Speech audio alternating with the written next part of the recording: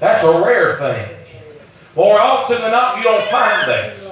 You don't find the moving and operation of the Spirit because the devil's trying to take the foundation away. I remember 2001, I was 8 years old. 8 years old in school. I remember coming home September 11th. We lived in Wolford at the time, and I remember the TV screen. We really didn't know a thing in school, but when we got home, we realized that America was under attack. The first plane went into to the first tower, and they thought, we don't know what's going on. Maybe it was just an accident, but when the second plane hit the second tower, there was no doubt, it cleared up all doubt, that the nation is under attack. You couldn't watch television that day because every channel had it that our nation is under attack, and they kept repeating it.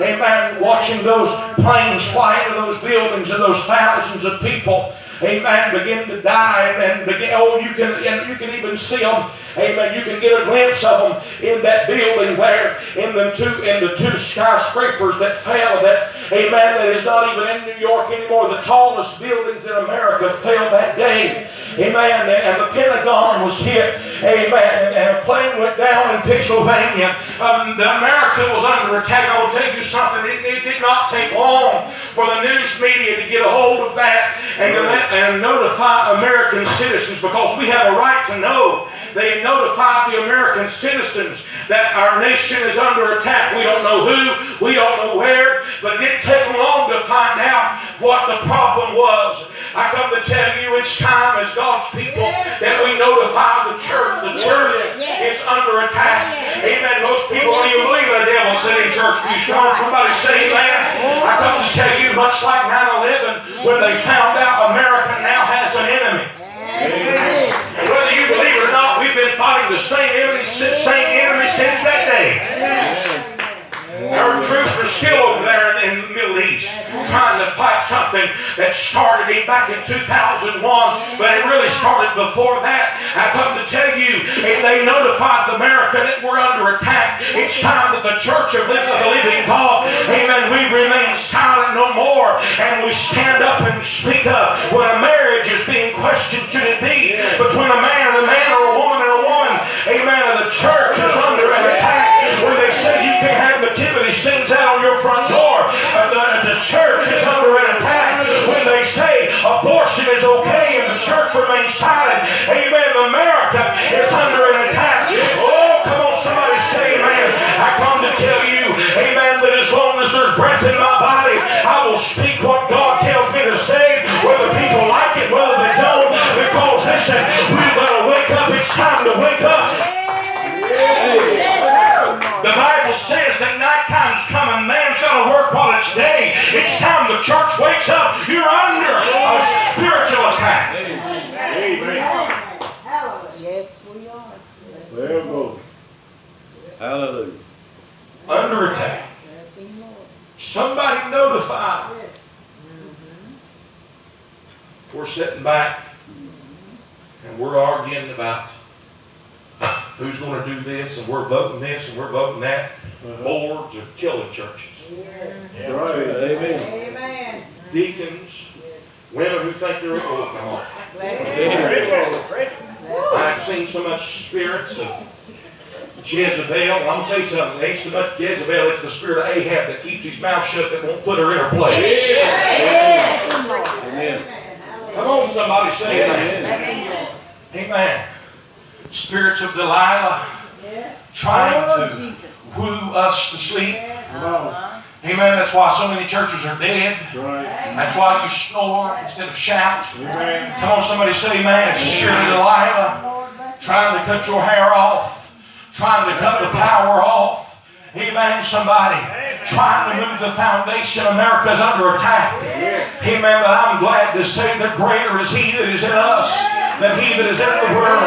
That when Jesus left us, He didn't leave us unprepared, but He said, it's expedient for you that I go away. And when I go, I pray the Father, He'll send you another comforter. That's your weapon. Amen. He said, take unto you the helmet of salvation and the breastplate of righteousness. Your feet shod with the preparation of the gospel of peace. Your loins girt about with truth. The sword of the Spirit, which is the word of God, and the shield of faith, wherewith you'll be able to quench all the fiery darts of the wicked. Thank God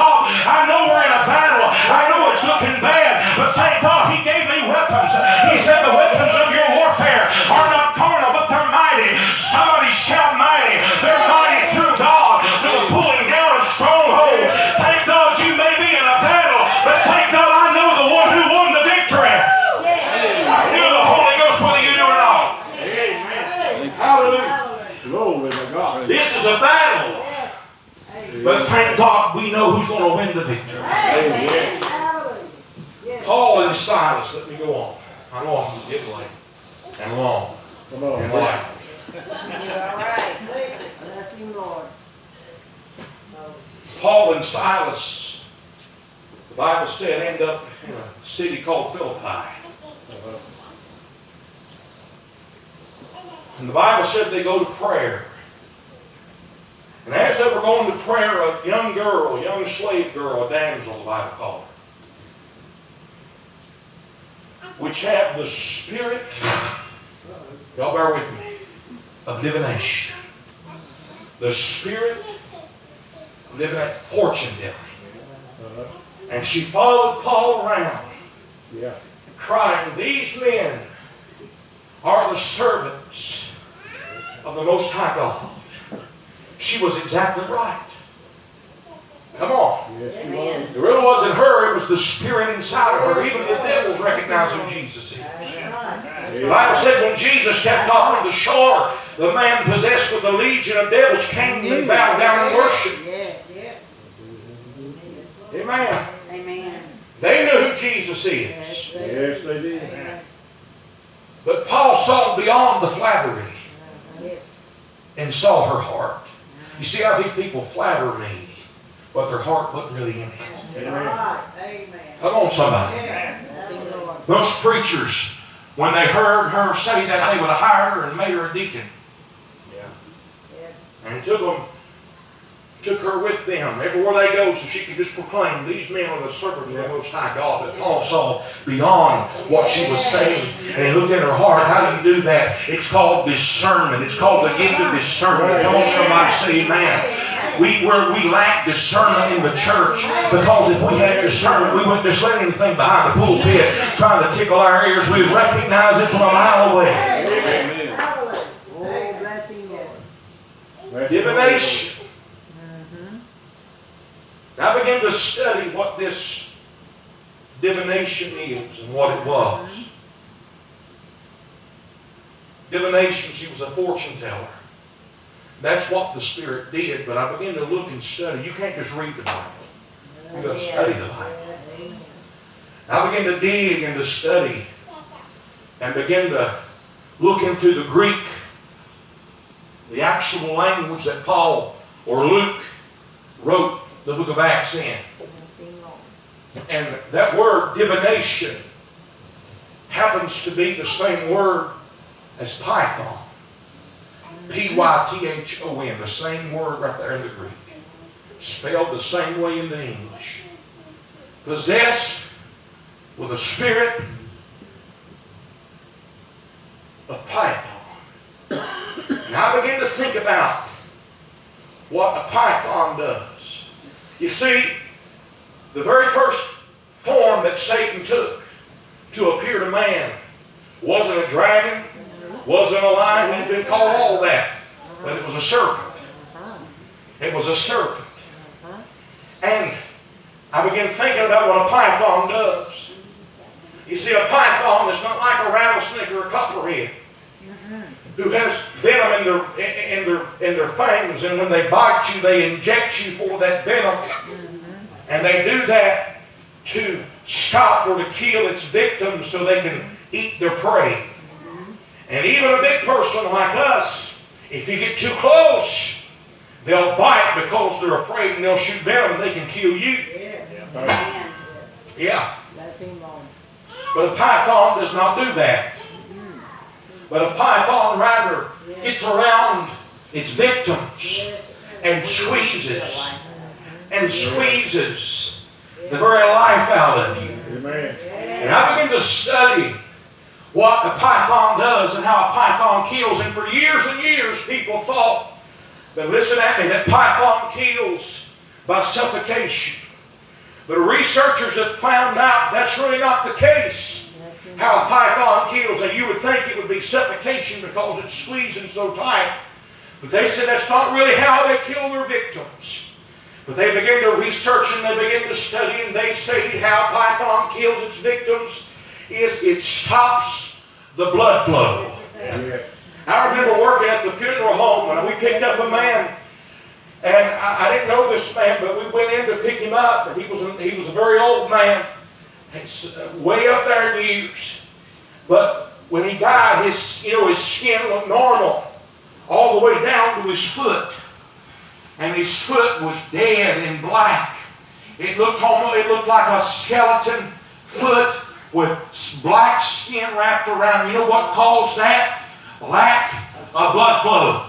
Any part of your body that does not receive blood flow will eventually die. When your foot goes to sleep, what's that telling you? It hurts. That tells you you're not getting blood flow there where you need it. You need to get up and move because your body needs blood, because the life of the flesh is in the blood. Oh, I wish somebody helped me preach. And the very spirit of Python, what he tries to do, he tries to stop the blood flow.